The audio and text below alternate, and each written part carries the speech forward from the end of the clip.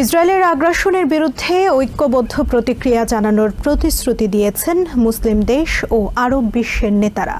সোমবার সৌদি আরবের রাজধানী রিয়াদে আরব লীগ এবং ওআইসির যৌথ সম্মেলনে এই প্রতিশ্রুতি দেওয়া হয়েছে। উদ্বোধনী বক্তব্যে অবিলম্বে গাজা ও লেবাননে ইসরায়েলের সামরিক আগ্রাসন বন্ধের দাবি জানিয়েছেন সৌদি আরবের crown prince Mohammed bin Salman. Saudi আরবের রিয়াদে যুবরাজ মোহাম্মদ বিন সালমান, তুর্কির প্রেসিডেন্ট রিসেপ তাইয়েপ এরদোয়ান এবং কাতারের আমির Tamim bin Hamad Al Thani সহ মুসলিম দেশের শীর্ষ নেতারা একত্রিত হন।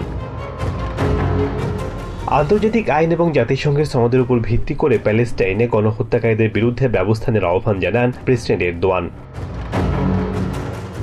গাজা ও লেবাননে চলমান মানবিক সংকট ছিল শীর্ষ সম্মেলনের মূল আলোচ্য বিষয়। দ্বিরাষ্ট্রভিত্তিক সমাধান এবং ধ্বংসযজ্ঞের মাত্রা আলোচনায় গুরুত্ব পায়। গাজার বেসামরিক নাগরিকরা একটি অকল্পনীয় সংগ্রামের মুখোমুখি হয়েছে। সেখানকার ৯০% বাসিন্দা গুরুতর নিরাপত্তাহীনতা, খাদ্য ও মৌলিক ত্রাণের সংকটে ভুগছে। ইসরায়েলের সাথে চলমান সংঘাত লেবাননে ছড়িয়ে পড়ায় সেখানকার হাজার হাজার মানুষের জীবন এখন হুমকির মুখে। তার দেশ রক্ষায় মুসলিম বিশ্বকে এগিয়ে আসার আহ্বান জানান লেবাননের প্রধানমন্ত্রী নাজিব মিকাতি। শীর্ষ সম্মেলনের ফাঁকে দ্বিপাক্ষিক সম্পর্ক উন্নয়নে সৌদি যুবরাজ মোহাম্মদ বিন সালমানের সঙ্গে বৈঠক করেন তুর্কের প্রেসিডেন্ট এরদোয়ান। এছাড়া ওই সম্মেলনে বাংলাদেশের প্রতিনিধি দলের প্রধান হিসেবে অংশ নিয়েছেন অন্তর্বর্তী সরকারের পররাষ্ট্র উপদেষ্টা মোহাম্মদ তৌহিদ হোসেন।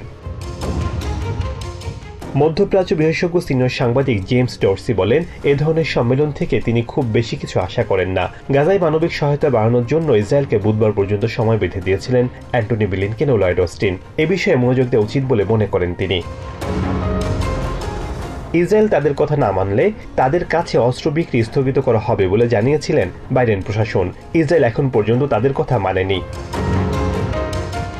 শেখ সাদি মারজান, টিভিএন 24 নিউজ ডেস্ক।